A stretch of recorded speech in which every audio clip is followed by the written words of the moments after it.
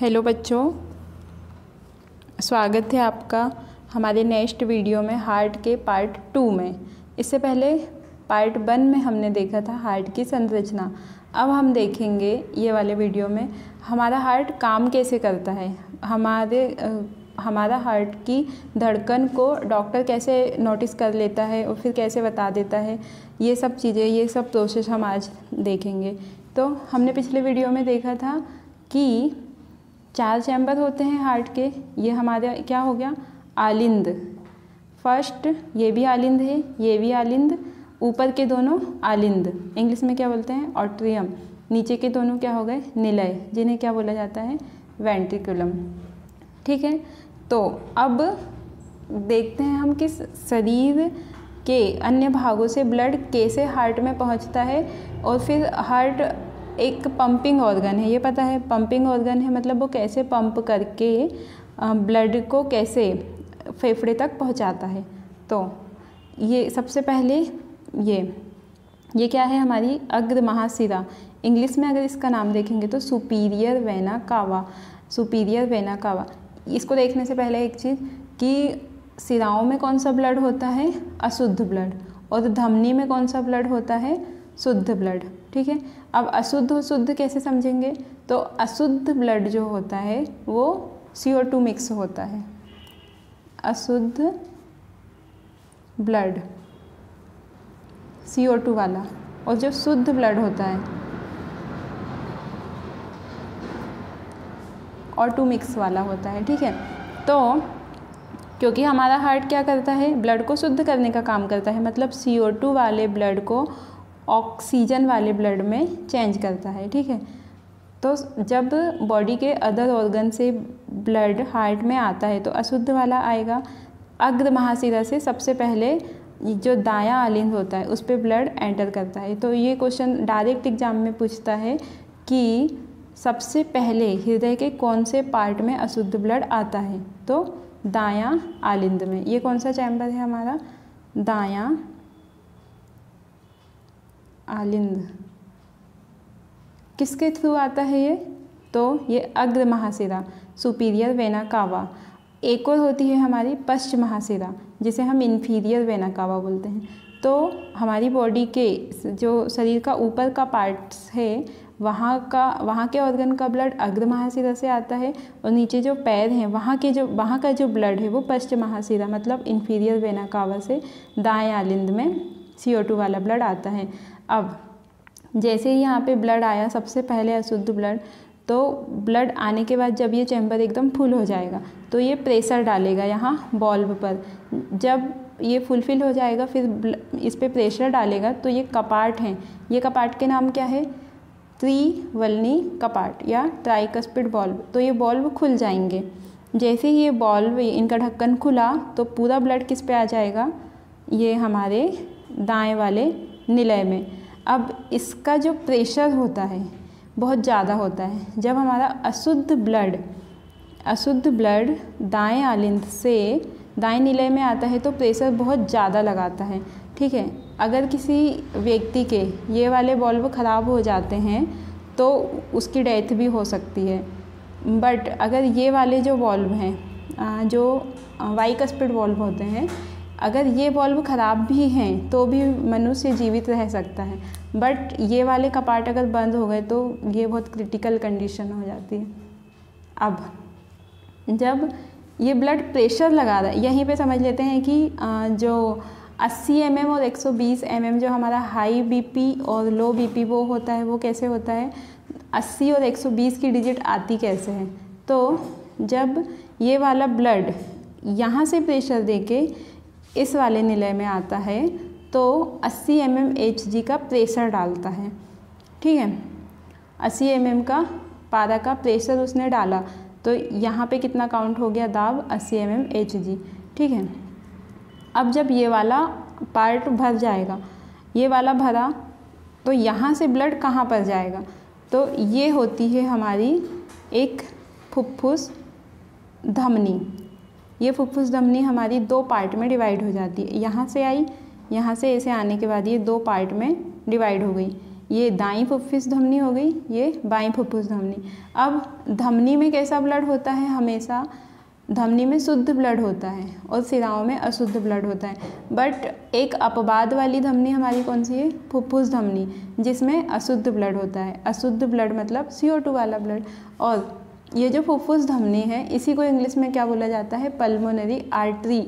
जैसे ये pulmonary artery है, वैसे ही हमारी एक पल्मोनरी वेंस भी है। तो पल्मोनरी वेंस में कैसा ब्लड रहेगा? उसमें शुद्ध ब्लड रहेगा। ये वाली धमनी, पल्मोनरी धमनी में कैसा रहेगा? अशुद्ध ब्लड मतलब CO2 वाला। अब यहाँ तक की प्रोसेस समझ में आ गई कि सबसे पहले ब्लड कहाँ आया? हमारे बॉडी के सारे ऑर्गन्स से अशुद्ध ब्लड कहाँ पे आया? दाएं आलिंद में आया। दाएं आलिंद में आने के बाद कहाँ पे आया? दाएं निलय में आया। दाएं निलय से आने के बाद कहाँ पे गया? ये फुफ्फुस में, फुफ्फुस धमनी में। तो ये 2 पार्ट्स में डिवाइड हो गया, दाईं फुफ्फुस धमनी और बाईं फुफ्फुस धमनी। अब ये फुफ्फुस धमनी के बाद ब्लड लंग्स में जाएगा। तो ये लंग्स वाला टॉपिक हम नेक्स्ट डायग्राम पे देखते हैं।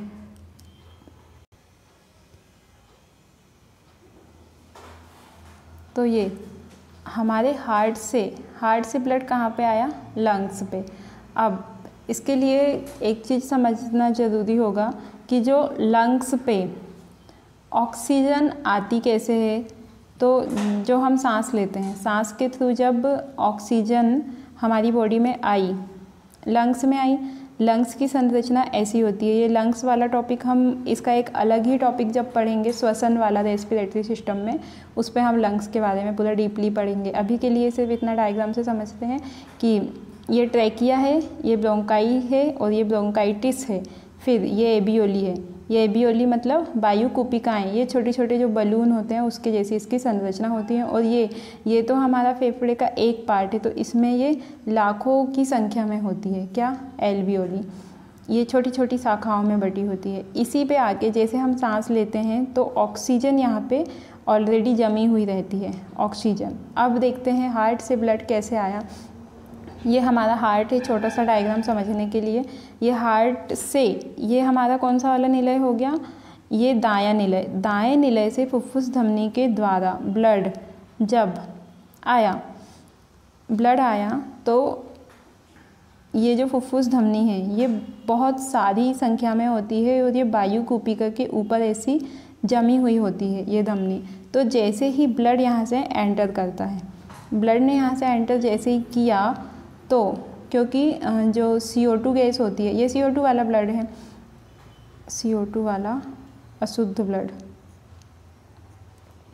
ये CO2 वाला ब्लड है। इसमें से क्या होता है? CO2 गैस, क्योंकि इसकी सांद्रता अधिक होती है, ये विसरण के द्वारा क्या करती है? यहाँ की ये एक झिल्ली टाइप से एक संरचना होती है, तो यहाँ से गैस निकल के ये वायु कूपिका में चली जाती है CO2, और जैसे ही CO2 यहाँ जाएगी तो ऑक्सीजन यहाँ पे एंटर कर देती है। मतलब यहाँ पे क्या प्रोसेस हुई हमारी? यहाँ पे ये वायु कूपिका में क्या हुआ? CO2 बस गई, ब्लड यहीं पे है, CO2 गई, लेकिन O2 यहाँ से इसमें आ गई, किसमें? फुफ्फुस धमनी में। अब यहाँ पे हमने देखे थे क्या है? पूरा अशुद्ध ब्लड है। जब वायु कूपिकाओं के संपर्क में, ये तो मैंने सिर्फ कुछ एल्वियोली के बारे में बताया, इसका एक अलग से थोड़ा सा देख लेते हैं। ये एक वायु कूपिका है, हार्ट से ब्लड यहाँ आया, ये CO2 वाला ब्लड है। CO2 यहाँ से यहाँ पे रिलीज हो गई और O2 यहाँ से ऐसे आ गई। जब यहाँ पे CO2 वाला ब्लड था तो इसका नाम क्या था? फुफ्फुस धमनी। अब यहाँ पे ऑक्सीजन वाला ब्लड है, मतलब ऑक्सीजनीकृत ब्लड यहाँ पे है, तो इस सिरा का नाम क्या हो गया? फुफ्फुस सिरा। अभी थोड़ी देर पहले हमने देखा था कि सिराओं में कौन सा ब्लड होता है? अशुद्ध होता है। बट एकमात्र जो एक्सेप्शन है कि जो फुफ्फुस सिरा है उसमें कौन सा ब्लड होता है? ऑक्सीजन वाला ब्लड होता है। अब ये फुफ्फुस सिरा ये कैसे जाके हार्ट के कौन से चैम्बर से जुड़ेगी उसे देखते हैं। ये है हमारा फेफड़ा, और फेफड़े से ये जो बाईं फुफ्फुस सिरा है उसमें ऑक्सीजन वाला शुद्ध ब्लड है। ये शुद्ध ब्लड आया तो ये कौन से वाले आलिंद से जुड़ा? यहाँ पे आके बाएं आलिंद से। तो सीधा क्वेश्चन, बाएं आलिंद में कौन सा ब्लड होता है? तो शुद्ध ब्लड होता है। दाएं आलिंद में कौन सा ब्लड था? अशुद्ध ब्लड। बाएं आलिंद में शुद्ध ब्लड है। फिर यहाँ पे कौन से कपाट होते हैं, बाइकस्पिड वॉल्व या द्विवल्नी कपाट। ये जो द्विवल्नी कपाट है, जब ये फुलफिल हो जाएगा, यहाँ से जब ब्लड यहाँ पे आएगा इस कपाट के द्वारा, तो ये वाला भाग हमारा भर जाएगा फुल। ये कौन सा भाग है हमारा, बायां निलय। कई बार एग्जाम में डायरेक्टली क्वेश्चन ऐसे पूछ लेते हैं, बाएं निलय में कौन सा ब्लड होता है, शुद्ध या अशुद्ध। तो बाएं निलय में कौन सा ब्लड हो गया, शुद्ध। अब हार्ट के चारों चैम्बर में सबसे मोटी दीवार किसकी होती है, कौन से चैम्बर की, तो बाएं निलय की दीवार सबसे मोटी होती है। ठीक है, अब यहाँ से ब्लड कहाँ जाएगा, तो ये रही हमारी महाधमनी।